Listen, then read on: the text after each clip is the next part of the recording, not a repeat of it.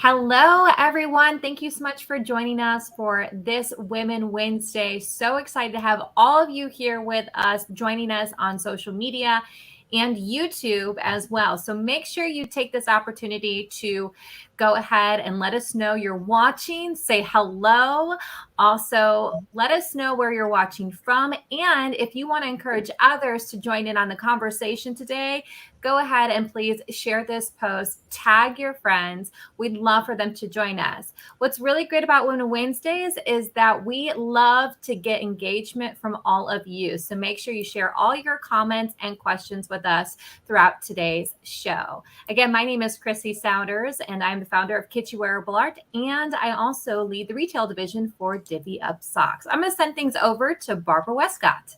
Yeah. Hi, everybody. My name's Barbara Westcott. I'm the founder of Women Wednesdays. So what is Women Wednesdays? We're all about building collaborative communities of women who help each other succeed. And so we just, get involved with our effort. Join us at womenwednesdays.com. And we're working to make our city a number one city for women, but we're also doing everything we can to build collaboration for women and just increase visibility and knowledge that we share with each other. So we're really looking for today. So let me hand it over to Tamara. Hello, everyone. I'm so glad you're joining us for another Women Wednesdays. My name is Tamara Smith, and I'm one of the co-hosts here on Women Wednesdays. And being one of the co-hosts, I want to tell you about an opportunity that you have, and that's to be a guest co-host on one of these episodes. It's very simple. You can visit womenwednesdays.com to find out more about how you can do this. And there's so many benefits. Your business gets some exposure if you're an entrepreneur. The company that you work for may get some exposure as an entrepreneur, and just being a catalyst, you already are looking for those opportunities to be a voice in your community. So if you'd like to know more, you know how to find me here on Facebook or on YouTube, or, the best way to do it is just to go to womenwednesdays.com and find out more about how to be a guest co-host one of these Wednesdays. We would love to have you. And I want to go ahead and toss it over to our guest co-host for today, Robin. Hi, everyone, and thank you, Tamara, and thanks, Barbara. It's great to be with you today and to be a co-host on this incredible event. I'm so excited to hear from our guests today. This is really an important topic, and what they've done is tremendous. So happy to be here. As some of you might know, I'm the executive director and co-founder of the Survive and Thrive Advocacy Center. That's our local anti-trafficking agency where we provide direct assistance to survivors of sex and labor trafficking of all ages and walks. And we also do a lot around community education. Actually, I came to this issue of human trafficking from working in the field of violence against women. That's why it's, doubly interesting and exciting for me to be here today on this program. And just to have the opportunity to have, a few decades worth of exposure, interest, knowledge, dedication, advocacy in the field of sexual assault and sexual violence. So really grateful to everyone here at Women Wednesdays for doing this program. To you, Tamara, thank you for that intro. And I'd like to throw it over to Barbara now, and let's get going with our program. That's right. Well, I couldn't be more honored to have Stacy and Edna here. So I watched the series Unbelievable, and I was so incredibly moved on multiple levels. Of course, everything having to do with the importance of, addressing sexual assault and how women are treated and how cases are solved, all that sort of stuff. But I also, on other levels, I come up from a family of law enforcement. So my dad is a Maine State police officer. My sister, Debbie Holmes, and her husband, Mike Holmes, are local police officers retired from Old Town Police Department up here in Maine. And, I just really, really passionate and supportive of the police, of, our communities, of our country, and really across the world. And so watching that show was pretty incredible, to see the important work that they do. But one of the things that really stuck with me also about the Netflix series Unbelievable was the collaborative relationship that developed between Edna and Stacy and really their colleagues. And I think about women and, all the work we do with Women Wednesdays is really to empower women. And women are very much empowered and protected. and safer when in numbers. There's just safety in numbers, there's power in collaboration. And that is just something that, to me, that also, in addition to the other importance of all the different aspects of this series and these events, but women, there just really is power and protection and collaboration. And these women that are here with us today really exemplify that. And they exemplify it so much that it's really a huge part of this story. And so I just want to take a minute and first and foremost, thank you so much. I mean, you really, Edna and Stacy, you both just do us an incredible honor by being here with us today. We're just a local show, but I reached out, after watching the series, and you both, said yes to coming on and speaking with us. So can we just take a moment to start out and have you just tell us a little bit about yourself? So Stacy, let's start. You're the first person I spoke with. So Stacy, let's please start with you. Can you tell us a little bit about you? What do you want? What should we know about you? Well, I have about 18 years in law enforcement. I started at a smaller agency, Golden, Colorado, where Coors is brewed. And I then, moved over to Colorado Bureau of Investigation as an agent.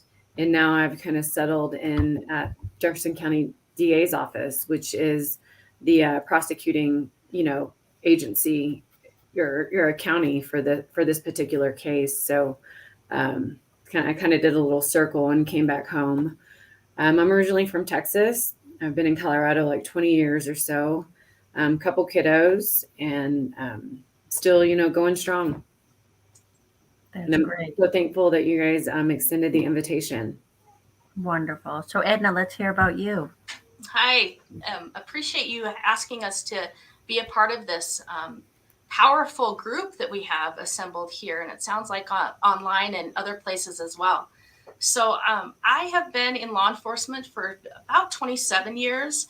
I started here at the Westminster Police Department, where I'm currently a commander over our investigations unit, and just have really had a career that has taken me in many different aspects of police work. I spent several years working patrol and undercover, and then really found my niche, I think, in investigations. That's where my heart was, and decided to specialize in investigating sex assaults and other violent crimes, and moved on from there. Decided to take a promotional route, and have decided to promote to sergeant, and then now commander. And I'm just happy to be in this role, and thankful for the support that I have of people like you all, and very grateful for the relationship that Stacy and I were able to develop and continue to have as a result of this awful case.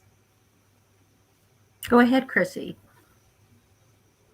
Well, I just posted something in the comments here. I want to see a show of hands of people who are joining us virtually. If you have actually watched some of this series or all of this series, unbelievable. I know that many people binge on Netflix series. I'm definitely one of those.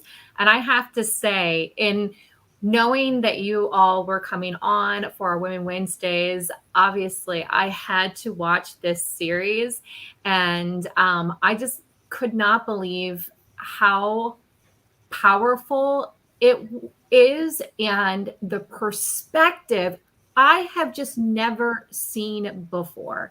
And I'm coming from the perspective as being a former journalist who is one of those people that are covering cases and, know all of the ins and outs of working with police and law enforcement. And I have never seen a perspective like this when it comes to these types of cases. And so I want to just let you all know the perspective was just something that I've never witnessed before. Amy Case, who's joining us, she says she has watched all of it. Commissioner Curtis Richardson has his hands up saying he's watched some of it as well too. Well, let's just sort of go back. So I'm just sort of curious. So like, Stacy and Edna, and Stacy, you can start. So what kind of drew you to the field of law enforcement, and what has that journey and experience been like? I was a bit of a wild child. Okay. Edna maybe wilder. But I ended up, going to college and tried a few different degrees. And my counselor was like, you need to get into criminal justice. I'm like, oh, okay. So I did it and I just fell in love with it. And so I ended up with a bachelor's in criminal justice with a minor in psychology, because psychology was one of my tried, majors before I was pushed to criminal justice. And I just have always been interested in human behavior and just interaction. I'm kind of an introvert, but I'm still very interested in, human behavior and, what makes people tick, what, different people tick. And, not everybody can always represent themselves. And I am a strong personality and woman. And I want to be, I've wanted to represent other people, women, men, children, whatever. So that, gave me perspective on what I could do with my life, law enforcement. So Yeah. that's kind of where I was saying, like my family in law enforcement, they absolutely just were passionate about that field. Yeah. So Edna, what about you? What drew you to law enforcement and what has that experience been like for you? So I don't have a cool story like Stacy does. I just always knew that I had to do this. And I don't have anybody in my family in law enforcement or anything like that. It just was just something that was inside me. It was, that intrinsic motivation that this was going to be my path. So I started when I was very young as a cadet, and then worked as a professional staff as a records technician, and then a dispatcher, and then finally found my home as an officer in Westminster. Yeah, my sister started out as a dispatcher as well. So Tamara, I think you had a question. Well, it's not lost on me that collaboration played a big role in this. I think that's one of the things I enjoyed most about watching the series, is watching the two characters representing your work and the ways that they work together, and then drew other people in. So I know for us, like, for example, I work for One More Child, and my specialty is partnerships, and anti-trafficking is one of our program areas that we're focused on, and really excited about our growth in that area. But I find that collaboration isn't just key, it can be a challenge to kind of bring together when the subject matter is so sensitive, and it's impacting lives so directly. So what role has collaboration played in your work? I don't know if everyone always thinks about how much goes on behind the scenes to kind of bringing justice in mending lives. What role has collaboration played? And then why is it important that it's viewed and practiced in a positive way? How can it help with the work that you're doing? Yeah, and can I just, before you answer, can I just throw in here? I was talking to my sister this morning, and I asked her, is it, because a big theme of the series is, this serial rapist is, has a recognition that maybe police departments don't always collaborate and work together, haven't historically as much. And she said that was sort of true, that there was sort of this separation. And so it does seem like from the series and from, what you all did, is that you went beyond, sort of an insular approach to this and really went wider and reached across, different police departments. Yeah, it really was notable throughout just watching that. So can you speak a little bit to that? How, what role did collaboration play in this great work that you've done and that you're doing? Okay, I'll take that. So I think that, it obviously was a pivotal role. And one thing to remember when you watch the series, or when Stacy and I talk, is that it's not just collaboration between her and I. So when we are the face of this, if you will, you need to remember, and people need to acknowledge, that there are hundreds of very hardworking people that are standing next to us and behind us. And it's not just two people that came together to make this happen. It was collaboration with a number of different law enforcement professionals.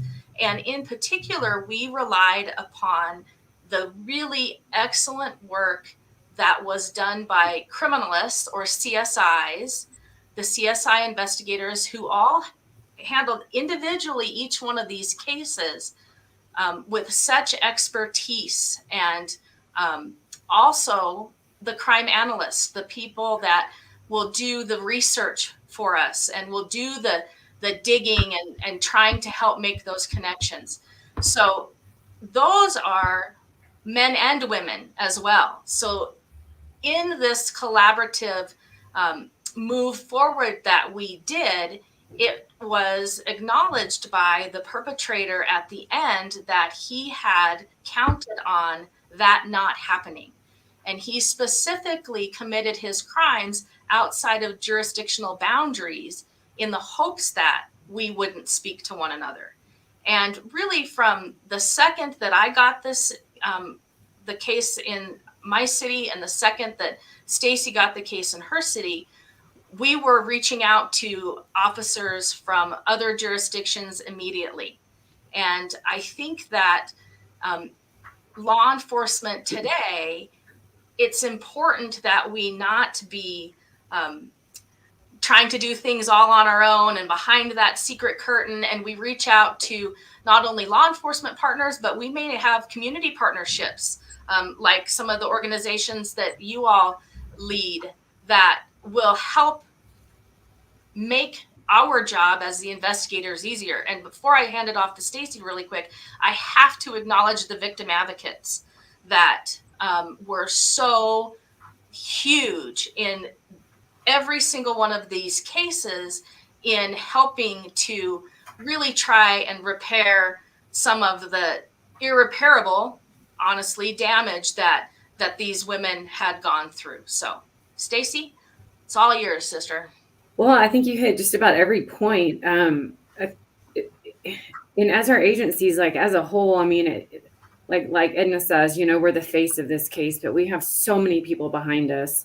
Even the patrol officers that were having to, rummage through dumpsters looking for evidence that we thought was potentially, tossed out. All of our partners, and in my case in Golden, one of my partners was on light duty, so he couldn't really do. He had been injured and had it repaired. And so, he got tasked with watching hours upon hours of surveillance video. Crap job. Nobody wants that job because everybody wants to go out and play and, figure this out. But so all those people behind the scene, it's a huge collaborative effort, not only in our unit, in this unit and that unit, but as a department as a whole. And then as the agencies come together, you just can't beat that kind of work. When you get everybody, thinking and talking and feeling, you have so much more input and avenues of, thought process to investigate more thoroughly and make sure that everything's, dotted, crossed, checked off, so that you have, the entire case and you get the type of resolution that we got. And one really, really quick add on to that is what's important, and this is this show is an example of building that collaborative partnership beforehand, right? We had built great partnerships with our federal law enforcement, with the state law enforcement, and even amongst our agencies. Even though Stacy and I didn't know one another personally, we had established that relationship, a positive relationship, before we really needed to come together and ask for help. So it's easier to go to your friend, right, who you've worked with before, and say, hey, I really need help with this. Can you do this, or do you have that? Doing that before the world crumbles is only going to benefit you in the long run. So whether you never know when that's going to happen, right? Whether that's you're going to need each other. A business partnership. I mean, somebody may need something from one another. So really broadening your horizon and making those connections beforehand, it helped us in this case, and is an example of what you all are doing here today. Well, that's great. And, can I just ask you, Robin, because I know Robin has a question. I just assume everybody in the world has seen this program, knows all about it, that I just jumped right into it. So, Robin, do you mind just giving a recap? Do you feel comfortable with that before you go into your question? Tell a little bit about what this series is about. Actually, I think I'd rather defer to our guests to give the essence of the story, for and then I would like to follow up with a quick question on that. But I would That's love fine. for them to give So would that. either one of you, Stacy or Edna, want to just, I should have had you sort of tell a little bit about, recap, what happened, but what the series is about in your true life story. I'll start, Edna, if you want. So Golden, Colorado had a sexual assault, hours long, and there was just some information in it that made the victim not only feel this had happened before and probably many times, but also as, investigators, we got the feeling based off our crime scenes and lack of evidence and that, this probably had happened before. So that immediately pushed me to start looking for other cases that we could, bounce some ideas off of. And hopefully this one had evidence and, we could just kind of mesh up. And it turned out my husband at the time worked for the agency that Edna is with. And so we were able to get the ball rolling quickly, like the next day. And we came into a series of sexual assaults, attempted sexual assault, which then led us out of state as well when the case all came together to solve a series out in another state as well. So the series really outlines that, there's a lot of cinema, stuff that are added in and to make it, more Hollywood, I guess it would be the word. But overall, we feel like they did a pretty good job of trying to capture, they captured the investigation well. They captured, they got some of our personalities.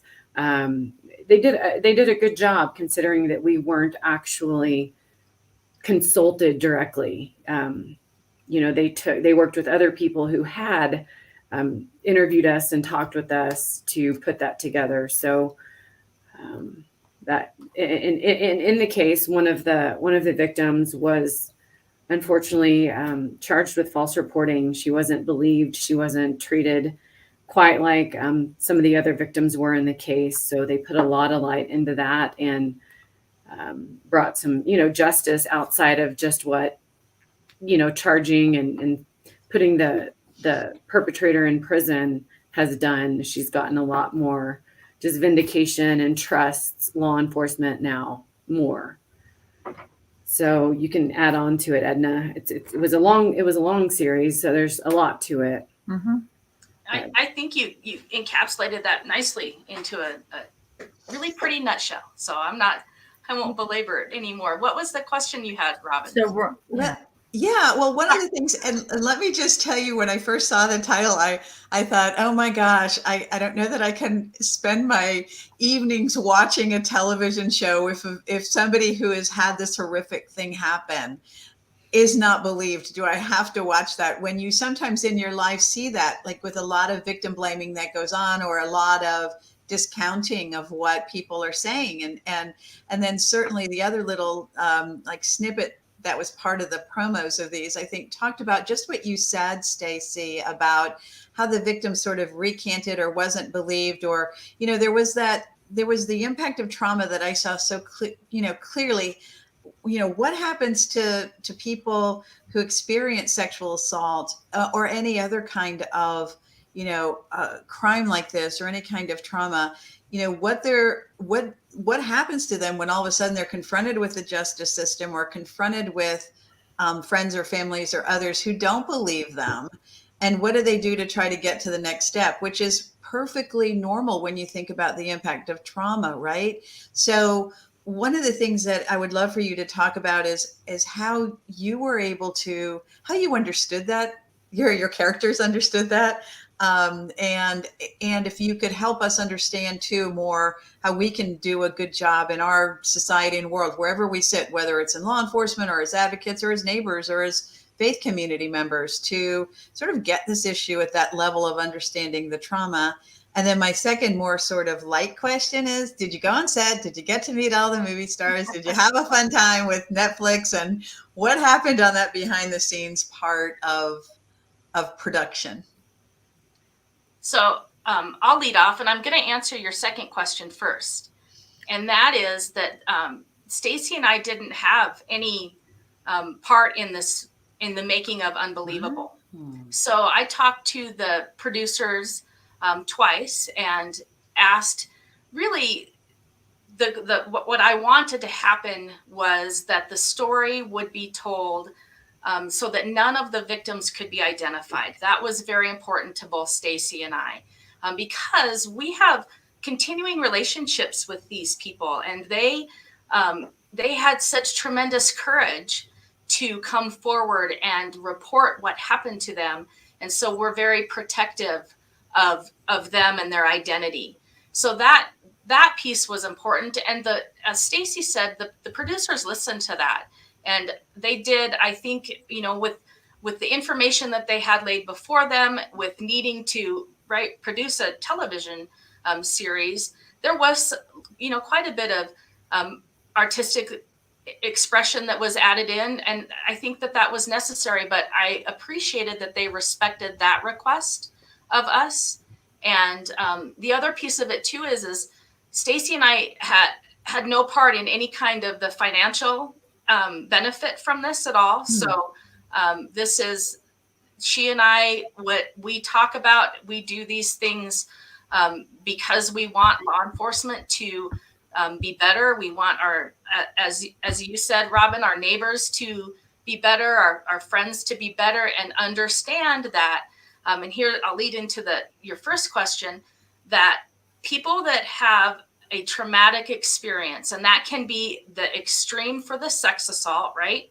Or that could be something like a car accident, or different traumatic events affect people differently, and how they respond to that is not necessarily going to fit into the box of what you, the listener, would expect, you, the juror, would expect, or you, the investigator, would expect. So you have to walk into these situations understanding that, and understanding that our minds are incredible, computers, but they're not going to put everything in order necessarily, or linear fashion, or even in sometimes an understandable way that the person can relay it to you. So I think that it's very important for all of us, community members, friends, law enforcement, need to recognize that how somebody responds in that situation, in that chaotic event, doesn't necessarily have any connection with whether or not they're telling the truth. They're just trying to get it out, right? And it might come out all jumbled up. It might come out in backwards order. It might come out days, weeks, years later.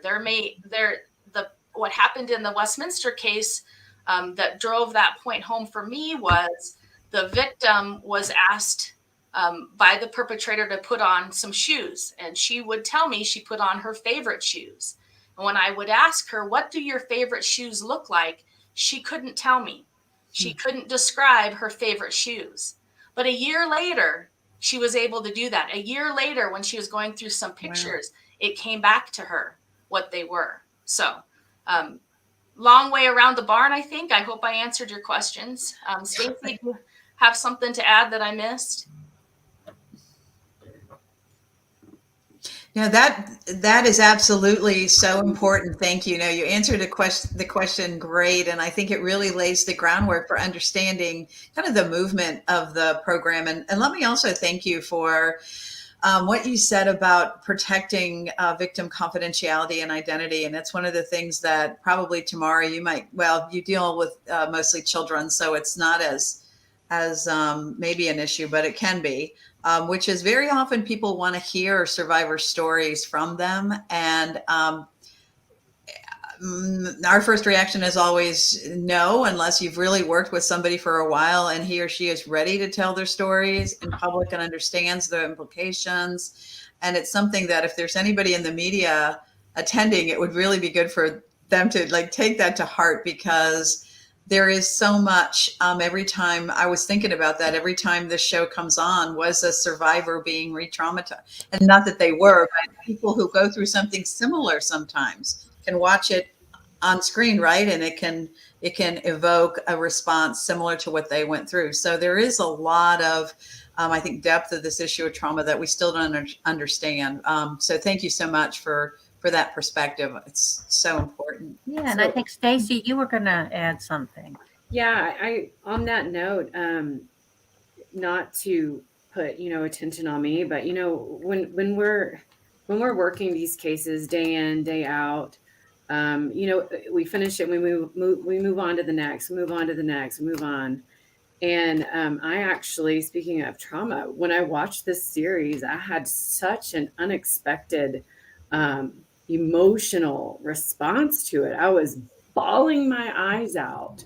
It wasn't because I was just drinking wine. I actually, these are feelings that you're just pushing.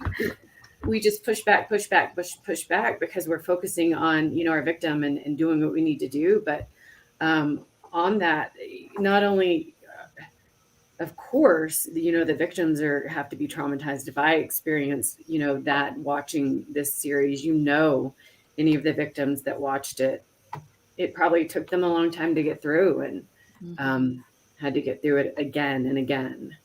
Well, Edna shook her head when you said that, so I'm curious about that. I was texting Edna the whole time, like, oh my God, oh my gosh, I can't believe I'm crying.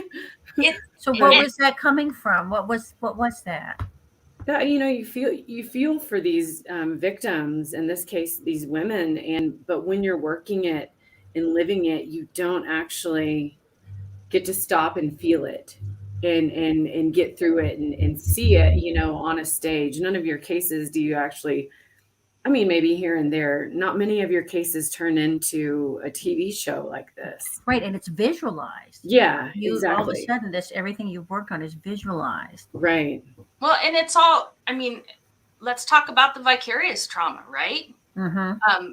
And the need for all of us to acknowledge that with our law enforcement officers, with our victim advocates, with our prosecutors, and really with the people that are the initial outcry witnesses may experience the vicarious trauma from things that are told to them by people, and not just in the extreme of this case, but other things as well. So, when we arrested Marc O'Leary, the day we arrested Marc O'Leary, I was able to meet with the victim in my case at a restaurant, and she was back in the corner by herself. I kind of had to hound her to have her tell me where she was. And I walked in and she had a big smile on her face, and I sat down and I told her, we got him. So we got him. And then we both just cried. We just sat there in Denny's restaurant and we just cried. And it was such a sense of relief, I think. And certainly in talking to her later on, it was cathartic for her and it was cathartic for me. And I think when Stacy and I were watching Unbelievable, there was a little bit of that, how we are very strong women, and we will stand up for our victims and we'll walk through fire for them. But then there's that point in time where you just have that release. And if any officer says to you, or people in any of these businesses, that they're not affected by this, that's a problem. So acknowledging your vulnerability and then doing something about it, I think, is important, whether it's texting your friend and having a glass of wine or whatever works for you. It's important to do that. I have a question in regards to when you were, I guess, notified that there was going to be a television series based on your investigations, and being able to see that portrayed in a television series, what was your reaction? I mean, was it, I guess I just want to know what your immediate reaction was, and how you felt that someone took interest in what you all are doing in regards to catching these serial rapists. Well, So the Netflix series came out, that's the last thing that's come out. So we had participated in a couple, hour-long news kind of documentary, productions. We had been interviewed by, authors, and so I don't think it was surprising. We knew at some point with the growing, interest, and especially after the book came out. Well, and then the publication, the Marshall Project, and the Right. ProPublica. That was the Right. first. That was the first. Yeah. And And it was so, called An Unbelievable Story of Rape. right. So I wouldn't say that I was surprised at all. Sooner or later, someone, was going to grow legs, especially, when it came out that there's, two females that are the face of the investigation, and how much we collaborated with one another and our agencies worked together. I wouldn't be surprised. And I was glad that the story would get out, especially, for every victim, but not only the victims of our cases, but it would have the opportunity to affect women, men, kids, whatever, that maybe they never got to tell their story. Maybe they were too scared to tell their story, or maybe they told their story and they weren't believed. If they could get some type of validation in that, I thought that would be the best part of it, just an opportunity for that to play out. And I reacted differently. I was worried because of how law enforcement can be portrayed. And, Stacy and I take great pride in the work that we do and the work that lots of people put into, hard work that lots of people put into this case and all of our cases.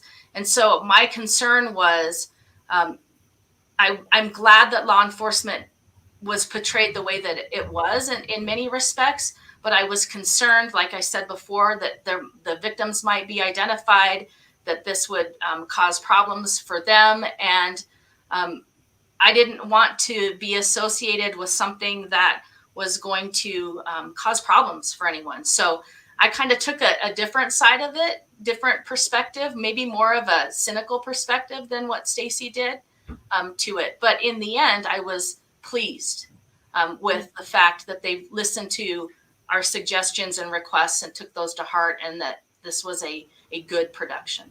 Right. And like this, everything you all went through, of course, first and foremost is the victims. I mean, just first and foremost. But coming from a law enforcement family myself, and seeing, family members deal with post-traumatic stress. I mean, the life of a police officer, you're integrally connected to people that have been through, there's some happy stories, but there's also a lot of trauma. And I mean, I can imagine you're very invested, like you said, with your victims. But this is something that you carry with you as well. But back to the collaboration, I'm kind of curious, like, the research I've done on the Netflix series, on the article, people really did laser in on your collaboration. And so why did they do that? Why did that become such a prominent part of the story? I mean, other than us all yelling "girl power," who run the world? I mean, but seriously, it's true. It's just kind of watching two powerhouse women, working together. And many times against odds, kind of giving a voice to what wouldn't have really gotten the legs to end up with the result that you did. So yeah, just speak a little. I just had to throw that in there because I was literally watching it like, yes, they're awesome. So is there a special nature to Women for Collaboration? Do you find that collaboration just abounds beautifully? It needs no special attention or effort? Or is it something, do women, kind of have something that's, special about them that drives collaboration a little more? Or, but why was this such a feature of this thing? Why are we focused on collaboration? Why was it so central to what you all did? So when you think about law enforcement, I mean, you coming from a family, think about the personalities that are drawn to law enforcement. We're pretty type A. We go in, we get things done. We like to figure it out. And then we produce a product to, show the work that we did. So like Marc was counting on, he didn't think that we would go in and talk with one another. You know, he never knew that I would know somebody at Westminster or Lakewood or, you know, any of the agencies that were involved in this. So I think that collaborative piece is when you have something like this, or when you, even if it's not even this big, you have to kind of let down those walls and let people in and share a little bit of you, so that you create such a better environment to foster a final work product like we got out of this. And our agencies get along. Edna and I get along. She and I have grown as friends, and you know, we travel and we train officers. We train, you know, we share the ins and outs of this case with many different audiences. And I used to do it alone, and Edna used to do it alone. And then when she and I started collaborating even more, it's turned into something great for us, just as friends, as professionals, and in the law enforcement community as a whole.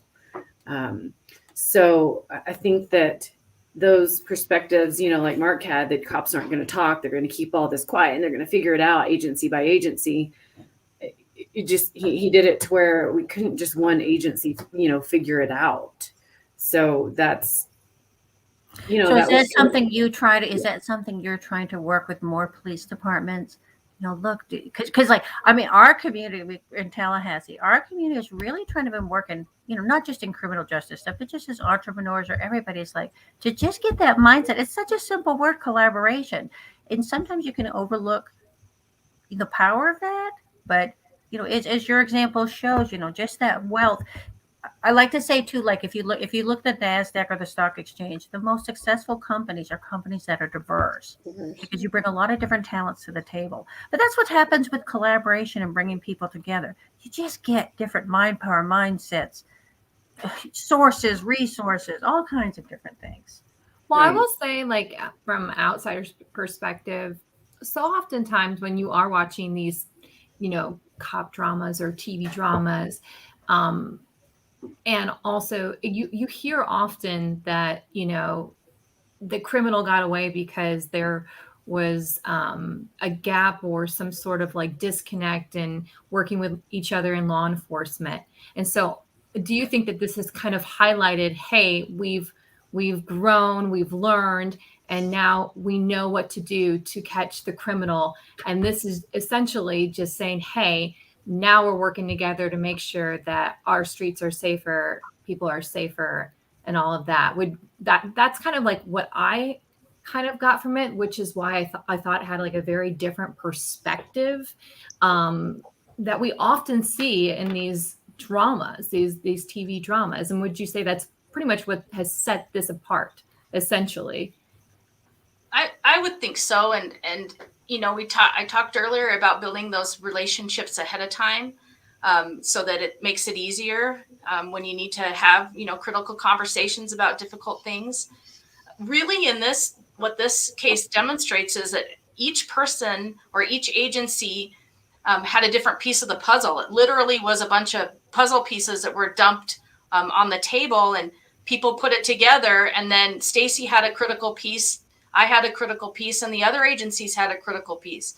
And it hurts me to say that standalone, these cases may never have been solved, right? If we did these in a vacuum, they wouldn't have been solved. But because we were able to get together, and men and women, I mean, it's important for us to acknowledge that we had men and women, and like you said, the diversity of different perspectives, whether it came from professional perspectives, etc., all had to come together to make this successful. And I think, you know, in my experience, we've applied this in other big cases. And you know, Stacy was the champion to bring in the state agencies and federal agencies too, that all have something else to offer. So really, you know, humbling yourself and saying, I don't have all of the answers, right?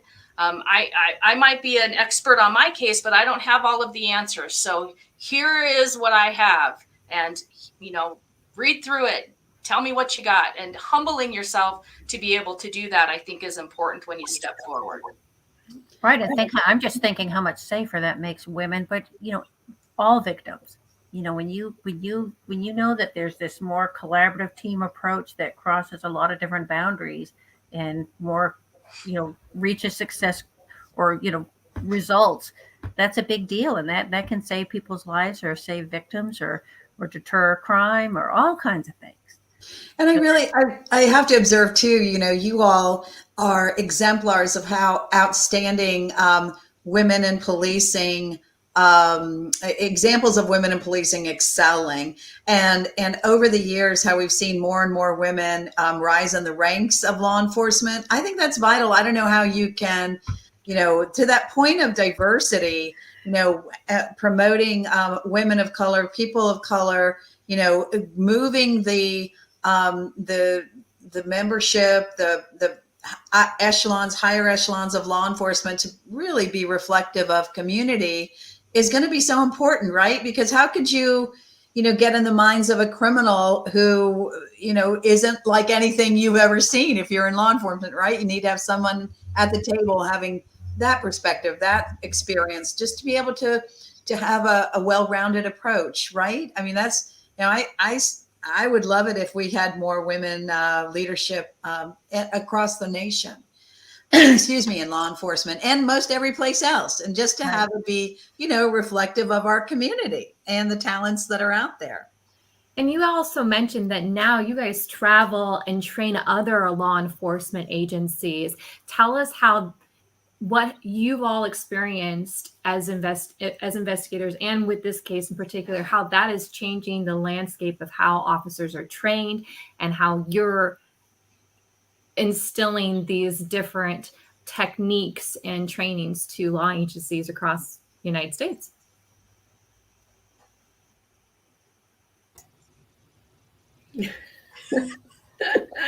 So do you want to fight over who's going to talk? Yeah. Well, Stacy and I both think that we're very funny, so that helps in our delivery as we meet different people across the country. We're finding that there are a lot of agencies that we're not. Stacy and I aren't special, right? We were well trained, and we had an open mind, and we had a lot of, like I said before, people standing next to us and beside us. And so when we travel to teach, we find that agencies across the country really our law enforcement is professional, more so I think than they get credit for these days. And a lot of them have the same answers that Stacy and I had, but that collaborative message, I think, is the important message. And being willing to open up your books to other people, to other agencies, people to look at, and really be critical of what you're doing, and then try and move forward is the only drive home message. I mean, Stacy, you tell me if you think something different, but that's really the only thing that is missing in a lot of places. They have the pieces to the puzzle, but it's just getting them all in the same table to stick them all together. And we harp on, we talk about each one of the victims in the cases to really demonstrate the difference in each victim in our cases. Each of them reported differently. They reacted differently. They, after the case resolved, they reacted differently. I got to meet with the Golden victim, and she just kind of said, "Okay, thanks." And I was like, "This is where we stop and hug." And it's just we really harp on that, just because someone doesn't report the way you would report, or the way you expect somebody to report after something horrific like this has happened to them for hours upon hours. That's a huge teaching point that we push on. That's interesting. That's really neat. Because the initial person, that the woman who was raped in the first episode, her reaction and how she responded to law enforcement was something I understood why she did it, because she was reliving that over and over again, having to explain it over and over again, and just really wanted to be done with it at that point. But I don't think that is necessarily, and correct me if I'm wrong, but that's not the norm that we typically see. And I think it's important that, especially Robin, she may have something to say about that and how victims respond to being traumatized like that. Yes, exactly. And I think that's kind of common to what we were talking about earlier in that traumatic response. Everybody's different. Right. And we have to know that. So, just to recap right now. So for Stacy and Edna, your life I'm assuming, has your life sort of changed from this? How has it changed? And now you guys, your life experience of collaboration seems to only be continuing to grow. Is that true? What is your future look now in terms of your collaborative relationship? Well, it may sound weird, but my life hasn't really changed all that much. Okay. Because mind you, we didn't monetarily benefit from Unbelievable, but we have benefited from, I guess, these kind of opportunities to be able to talk to people across the country that we never would have spoken with before. But, for the law enforcement partners that might be listening, our cases didn't stop, right? This wasn't the only case that we were investigating at the time. We still had many other cases to handle. And both Stacy and I have gone forward in our law enforcement careers. So we still do relatively the same things that we were doing back then, and trying to make a difference that way. I have taken a supervisory track. So now I'm supervising young detectives and trying to have an impact that way. But, I still drive the same car. I still live in the same house. So it hasn't changed a lot. I think a lot of people think that some sort of Hollywood fairy dust was sprinkled upon us, and that just simply didn't happen. I kind of thought that. I did. Well, and the series did receive a lot of accolades. But I love that you explained at the beginning, like, here's our connection with it. This was a case. This was work for you. It was an experience for the victims. It's a story to us. We see the story, we see the awards, but this was a day up. This was months on the job for you. But don't think that whenever they were nominated for the Golden Globes that Edna and I weren't, hitting our friend up saying, please, can we go? Well, that leads me, and I kind of want to just ask this, just, personally, I want to know, like, what was it like having Toni Collette and Merritt Wever, portray you in this series? Oh my gosh. Humbling. Holy cow. For me, holy cow, it's Toni Collette, please.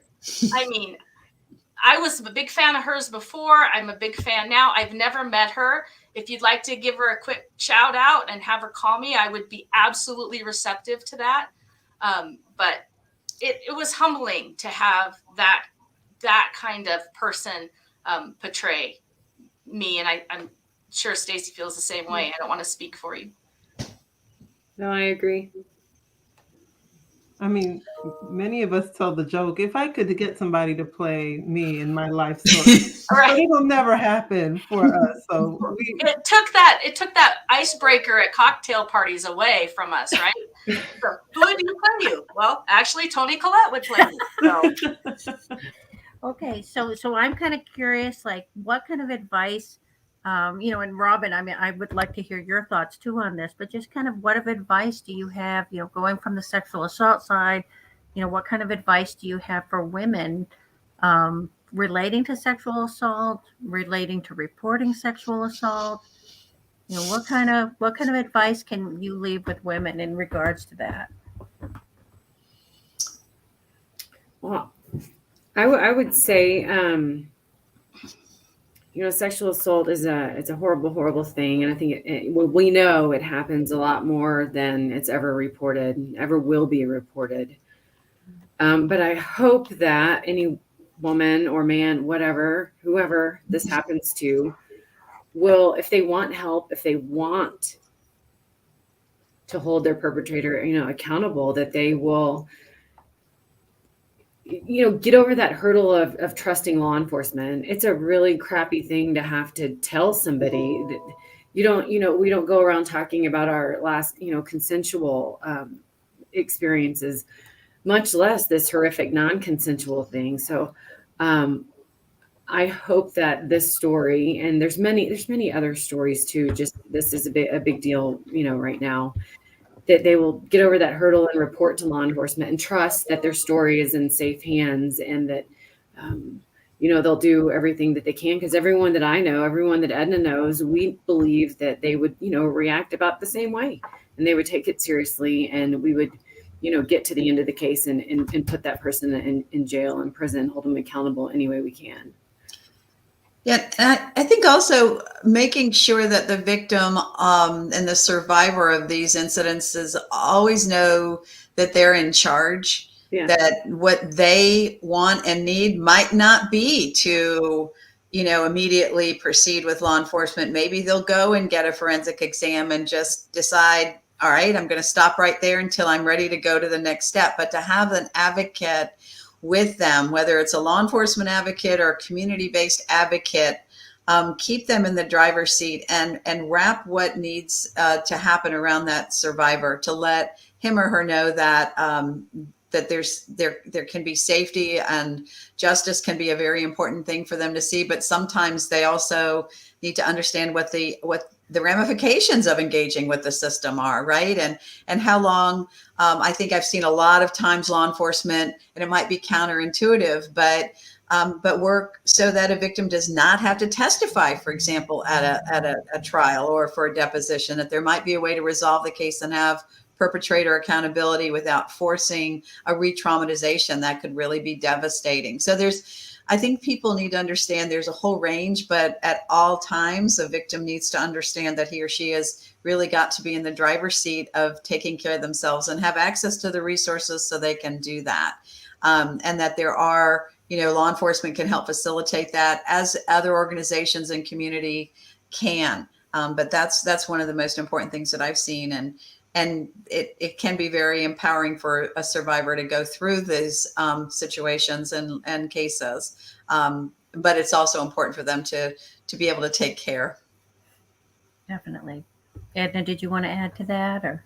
Boy, I'm glad Robin jumped in with that, because that's exactly what I was going to say following Stacy's great summation as well. And to know that whatever you choose for you is okay, right? It doesn't, going forward with law enforcement, if that's not okay with you, then do what's okay with you.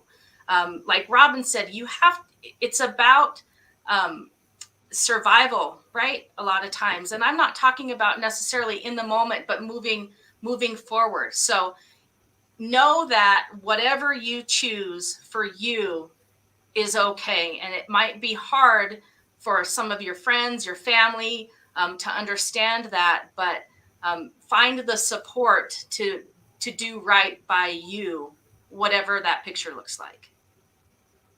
Exactly. I mean, I think that's very well said. And something I would want to add is that, some of the things I try to think about that I do is I'm just trying to inspire change or just move the needle.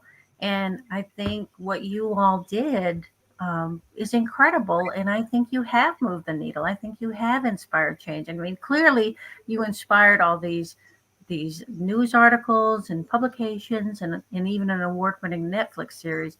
But in doing so, the work you've done has moved the needle. It has made a difference. And that's incredibly powerful. And I mean, I'm sure I don't know if you ever pinch yourself about that this is where your work and your collaboration and, what you've made happen.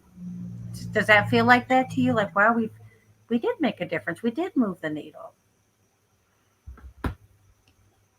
I think we're both humble in it, really. It's hard to look at that and think that you made that big of a difference. I mean, we go into this hoping to. That's why you become a law enforcement officer, is you want to make a difference. But I think there's been a lot that's been that this has shined upon, that we're just thankful for what everybody has said about us, and we're humble in it. Well, we appreciate you both being here today. And I just want to let you know, Robin had to jump off because she had to go on to another virtual event, and it's almost time for us to close. So let's go ahead and again, thank you so much, you two, for sharing with us today and for joining us today on Women Wednesdays.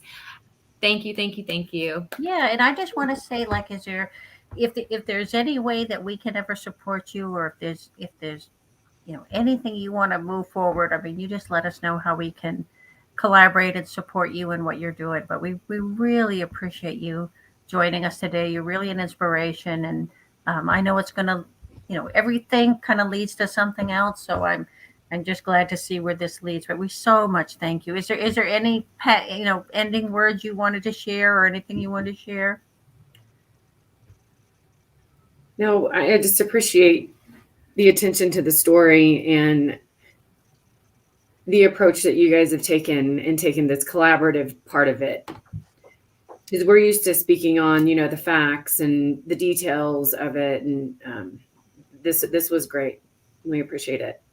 Well, I just think it's funny. Like, when I was thinking about it last night, your collaboration led to the further collaboration between the Marshall Project and the ProPublica, and then the team that came behind the Netflix series. That was another group of people that were laser focused on collaboration. So there really is, along with the important topics related to sexual assault, there really is a theme here of collaboration and why it matters and why it's powerful.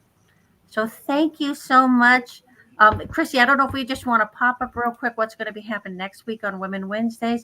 Next week is Tallahassee Startup Week. So that's a celebration of entrepreneurs in our area. And so we're going to have an incredible discussion. Chrissy, if you can go to that next slide, we're going to have something raising the volume. We're just going to really put women in entrepreneurship at the forefront. And we're going to be joined by an amazing panel. You can see here Commissioner Christian Dozer, Susan Fiorito, Kimberly Moore, Abby Keel, Kara Holbert. So that's going to be our first in-person event.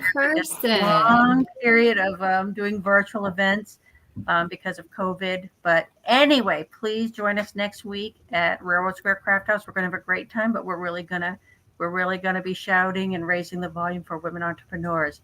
So again, everybody have a wonderful week. Edna, Stacy, you've honored us today. Thank you so much. But thank you for, your powerful example of collaboration and really helping a lot of people, a lot of women, and we're really proud of you. So thank you so much. Thank you. Thanks, guys. Everybody have a great week. Bye.